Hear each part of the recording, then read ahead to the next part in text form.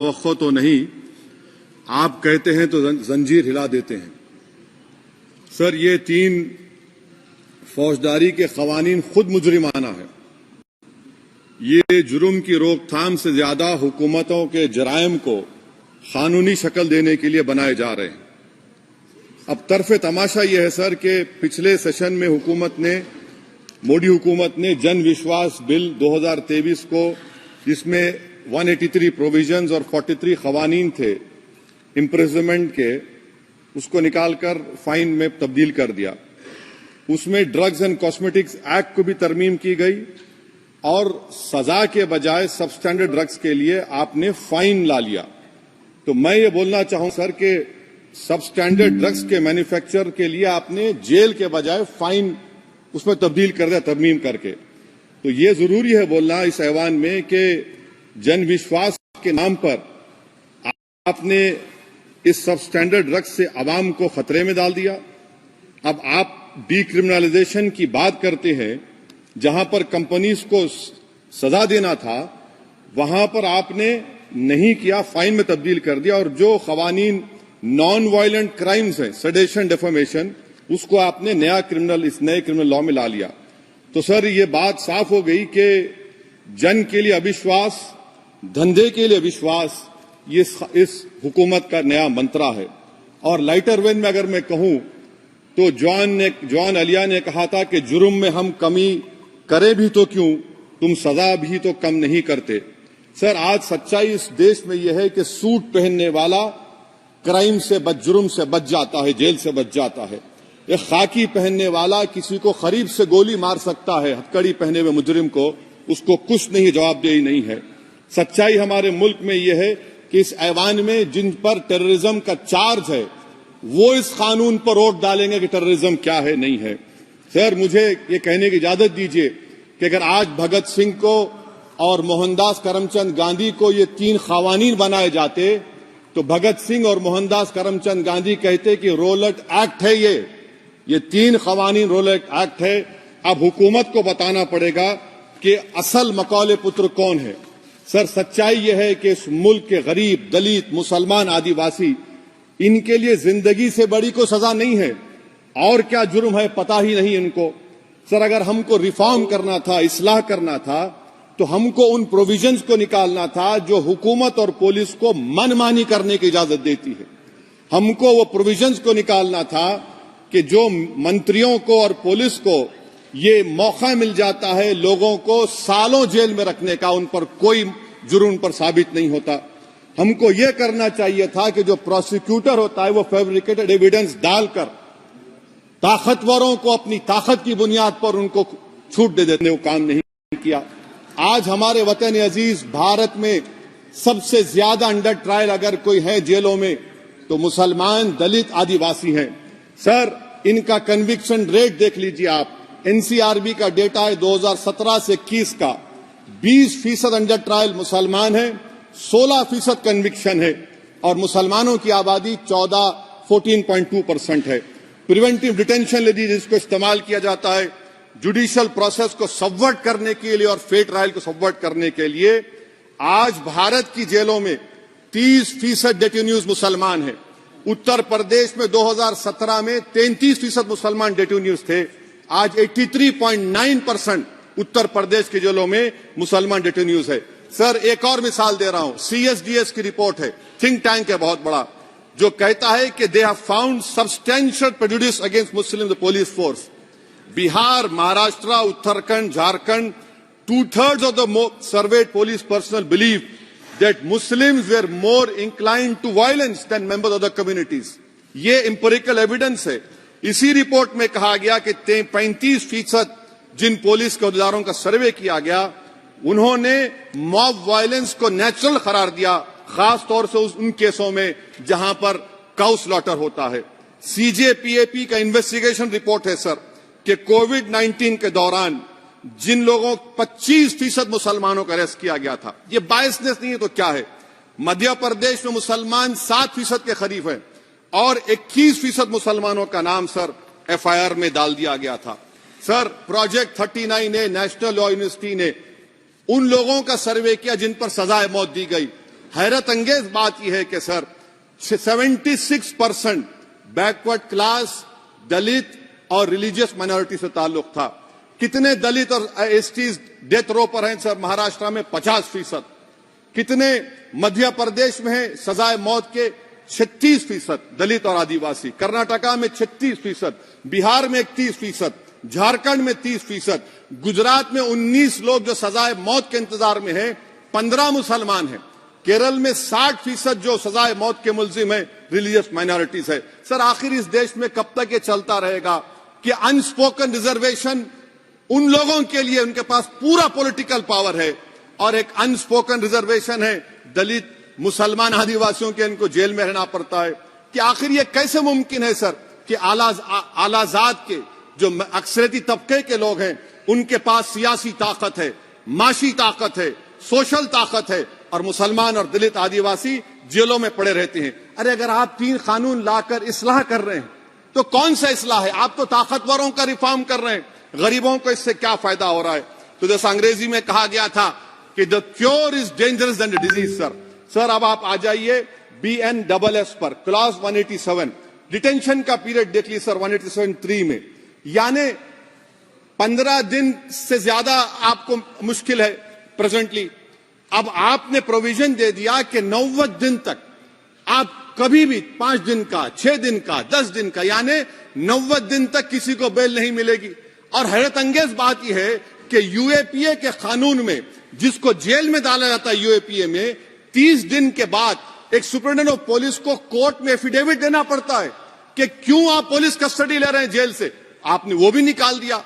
यानी किसी को भी आप इस कानून में अरेस्ट करेंगे, UAPA से ज्यादा मैं 90 दिन जेल में रहूंगा। और कौन रहेगा जेल में? मुसलमान रहेगा, दलित रहेगा, आदिवासी रहेगा, और बेल उसको नहीं मिलेगी।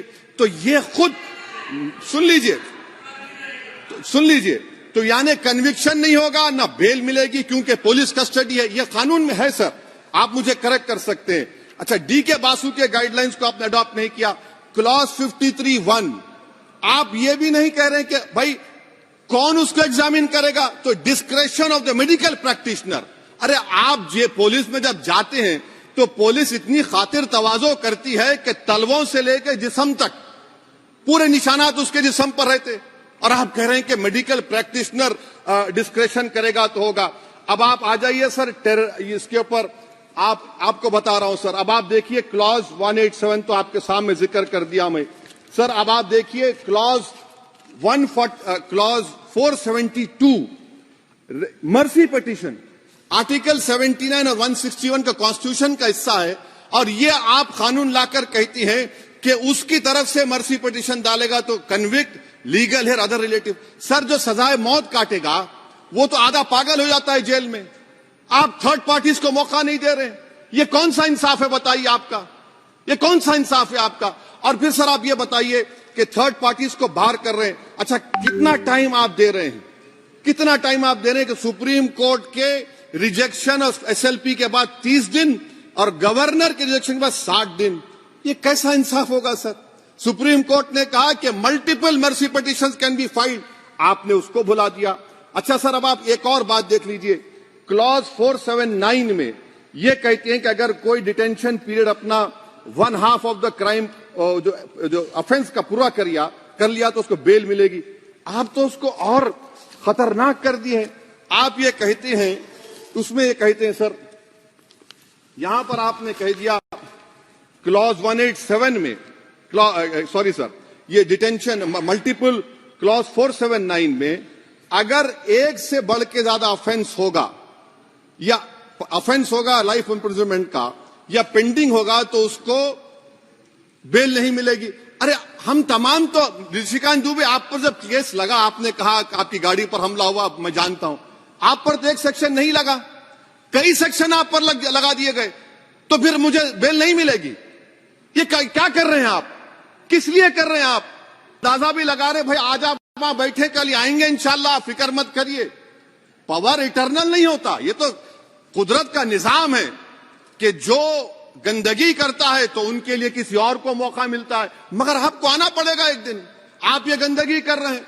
अच्छा सर, ये बताइए कि हमने आप किसको कितना persons who have pending proceedings in more than one offense. और चार्जशीट में कई आते हैं, यानी जब हम पर केस बुक होता है सर तो फूल का गुलदस्ता आता है, हर सेक्शन होता है उसमें, तो मुझे बेल नहीं मिलेगी। तो ये एक बात है सर। फिर आप आ जाइए सर, मैं आपको बताना चाहूंगा सर, यहां पर आपको, सॉरी सर ये इतना बड़ा बिल है। फिर आप टेररिज्म पर सर, बीएनएस का टेररिज्म सर, ये बड़ा ही डेंजरस आपने खतरनाक आपने काम किया है। इससे दहशतगर्दी का मुकाबला नहीं होगा, सिविल लिबर्टीज खतरे में पड़ जाएंगे। और सबसे बड़ी बात तो यह है सर, इसमें आपने नोटिफाई करेंगे किसी को टेररिस्ट, कोर्ट क्यों नहीं करेगा? पुलिस वाला कैसे करेगा मुझे टेररिस्ट नोटिफाई? किसी ऑर्गेनाइजेशन को टेररिस्ट घोषित कर देंगे। तो ये खुद सेपरेशन ऑफ पावर्स का वायलेशन है, जुडिशियल इंडिपेंडेंस का वायलेशन है और इंदिरा गांधी वर्सेस राजनारायण केस का वायलेशन है। तो ये मोदी सरकार जुडिशरी के पावर्स को छीनकर खुद जज जूरी एग्जीक्यूशन बन रही है। किसी शायर ने बड़ा अच्छा कहा था सर, वही कातिल वही मुखबिर वही मुंसिफ ठहरे। सर मैंडेटरी वीडियो रिकॉर्डिंग आपने कहा कि जिस जगह पर इस प्लेस पर सर्च होता है वीडियो रिकॉर्डिंग की, मैं ये कहता हूं कि जब मेरा अरेस्ट होगा वीडियो रिकॉर्डिंग करिए, क्यों नहीं करते आप? जब मेरे घर पर पुलिस आती है वीडियो रिकॉर्डिंग करिए, जो मैं पुलिस को देता हूं उसकी वीडियो रिकॉर्डिंग करिए, विटनेस स्टेटमेंट होगा क्लॉज 183 में उसका वीडियो रिकॉर्डिंग करिए। क्यों नहीं आप पैसे देते कि हर पुलिस वाले के जिस्म पर एक वीडियो रिकॉर्डर हो और एक्यूज को मिलना चाहिए, आप नहीं मिलता एक्यूज को। हाँ आपको नहीं है, मैं जानता हूं। क्लॉज 250 और 262 सर इनकंसिस्टेंट है। तो क्लॉज 250 में 60 डे टाइम लिमिट है डिस्चार्ज के लिए।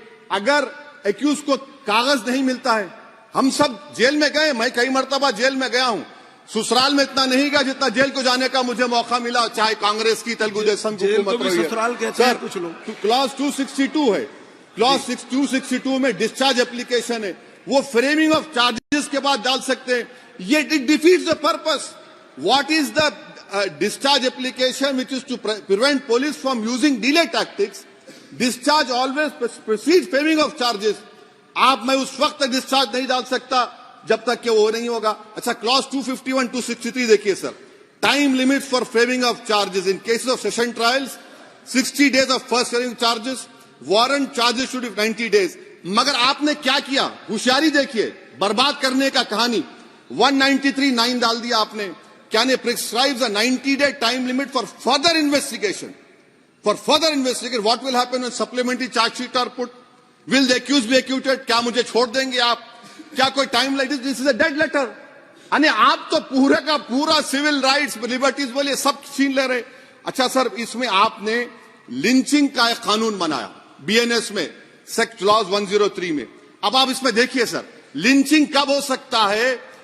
जब आप ये बताएंगे कि ये पर्सनल बिलीफ पर मारा गया, किसी को जेंडर पर मारा गया, कास्ट पर मारा गया। सर आप तो एक्यूज को तो मौका दे रहे हैं छोड़ने के लिए, आप तो एक्यूज को मौका दे रहे हैं। अच्छा पर्सनल बिलीफ में रिलीजन क्यों नहीं लिखते भैया आप? इन तीनों कानून में रिलीजन इस्तेमाल किया गया, पर्सनल बिलीफ में रिलीजन नहीं आता।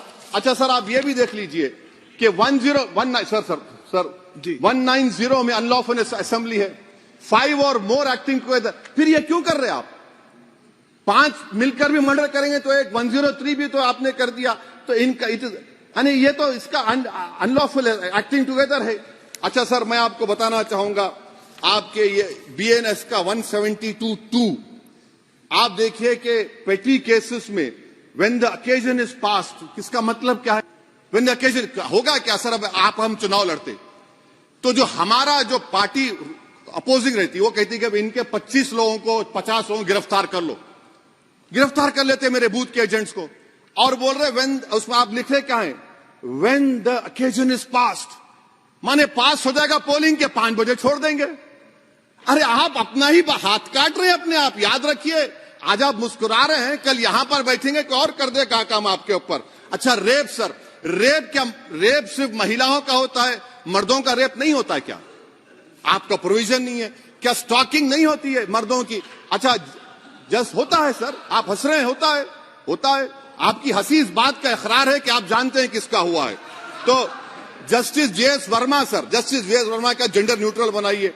अच्छा, क्लॉज 69 को, क्लॉज 69 लव जिहाद आ गया। देखिए सर, क्लॉज 6 लव जिहाद आ गया, उसमें बियॉन्ड रीजनेबल डाउट प्रूव ही नहीं कर पाएंगे आप। अब उसमें क्या बताना पड़ेगा? सप्रेसिंग आइडेंटिटी, यानी अगर कोई महिला मोनू मानेसर चोमू चंडीगढ़ से इश्क करती है, बाद में उसको मालूम होता है कि वो मानेसर का नहीं है, चंडीगढ़ का नहीं है, तो क्या क्लॉज 69 एक्शन में आएगा? आप बताइए कि अच्छा, अगर कोई ये कहेगा कि मेरा नाम कुछ नाम है, कई कुछ नाम होता है जो कॉमन नाम होता है मुसलमानों में, दीगर मज़ाहिब में, तो क्या वो सेक्शन अप्लाई होगा?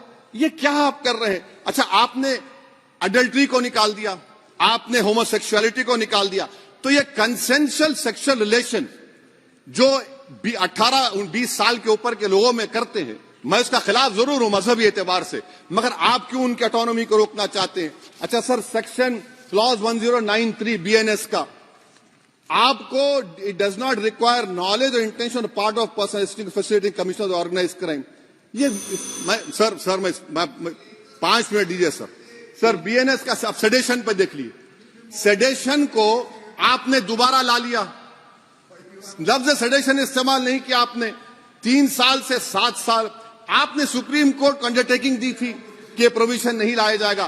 तो चेयरमैन सर, यहां पर हिंदी के एक बहुत मशहूर कवि का वो शेर मुझे याद आ रहा है, मैथिली शरण गुप्त का, कि राज्य को यदि हम बना लेंगे भोग तो बनेगा वो प्रजा का रोग, फिर कहूं मैं क्यों ना उठकर हूं आज मेरा धर्म राजद्रोह। कार्ल मार्क्स ने कहा था sir, history repeats itself first as a tragedy, second as a farce. अब क्लॉज 195 1D देखिए, it criminalises the making of publication of false and misleading information jeopardising sovereignty integrity of India.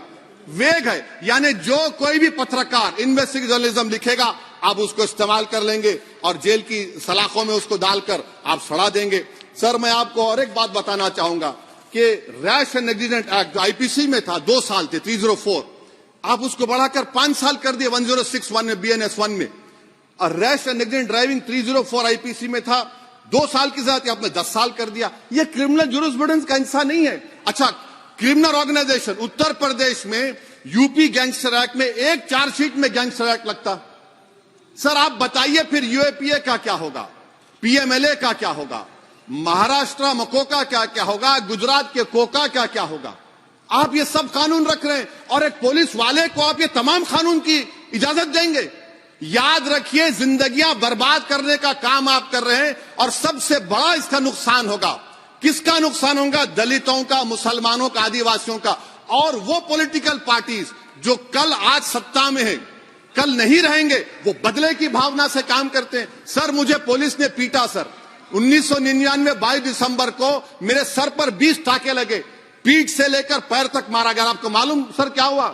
Telugu Desam की सरकार थी, उन्होंने उन दोनों पुलिस वालों को जिन्होंने मुझे मारा था उनको आईपीएस कन्फर कर दिया। आईपीएस करने, अरे मैं तैयार हूं मरने के लिए, तुम मारोगे क्या? बोलो कहां मारोगे बताओ? अरे तुम कहां मारोगे? तुम्हारी गोलियां खत्म हो जाएंगी, मैं जिंदा रहूंगा। अरे तुम्हारी गोली डरने वाला बैठो तुम, अरे चप्पन देके बैठो तुम। प्लीज आप बैठ जाइए। टेररिज्म का देखिए सर, आप बैठ जाइए प्लीज। यूएपीए का सर मैं खत्म कर, टेररिज्म उनको रोकिए sir. Okay please sit down. हाँ तुम गोली मार सकते, सस्पेंड नहीं कर सकते और कुछ नहीं कर सकते सर। टेररिज्म का डेफिनेशन में आप देखिए, यूएपीए का सेक्शन 16,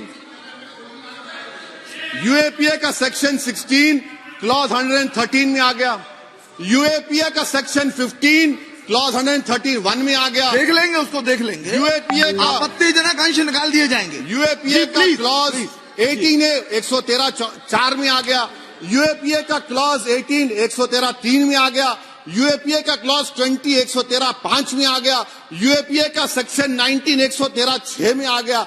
अरे भाई साहब फिर क्या बचा है? आप यूएपीए से, मकोका से, गुजरात कोका से, पीएमएलए सब ला लिए। तो स्पीकर सर मैं अपनी बात को खत्म करने से पहले मैं उम्मीद कर रहा था कि मैंने वजीर दाखिला का एक स्टेटमेंट सुना था अमित शाह साहब का कि जब गुजरात के होम मिनिस्टर थे तो उन पर जुल्म किया गया, उनको दबाया गया। मगर हम ये समझ रहे थे कि जिस शख्स पर नाइंसाफी हुई है, जो वो क्लेम कर रहे हैं, तो कम से कम वो दूसरों से नाइंसाफी तो नहीं करेंगे। आप क्या कर रहे हैं? अरे ऐसे हजारों लोग हैं जिन पर जुल्म हो रहा है, ना उनके पास दलील है, ना उनके पास वकील है, ना उनके पास आजादी है। तो ये तीन सर मैं आखिर एक लव ये तीनों कवानीन हमारे मुल्क की जमहूरियत के लिए, इन गरीब तबकात के लिए नुकसानदेह साबित होगा। और ये सरकार को मैं चार्ज दे रहा हूं, आप चेक रिपब्लिक में निखिल गुप्ता बैठा है, लेके आओ ना उसको। कुलभूषण यादव पाकिस्तान में बैठा है, लेके आओ ना। कतर में हमारे फौजी बैठे, लेके आओ ना उनको। अरे कहां तुम्हारी देशभक्ति है? अरे निखिल गुप्ता को लाओ, इस कानून में इस्तेमाल करो। मगर वो नहीं बोलेंगे। मैं इस कानून के मुखालिफत में खड़ा हूं जो भारत की जमहूरियत के लिए खतरा बनेगा। शुक्रिया सर।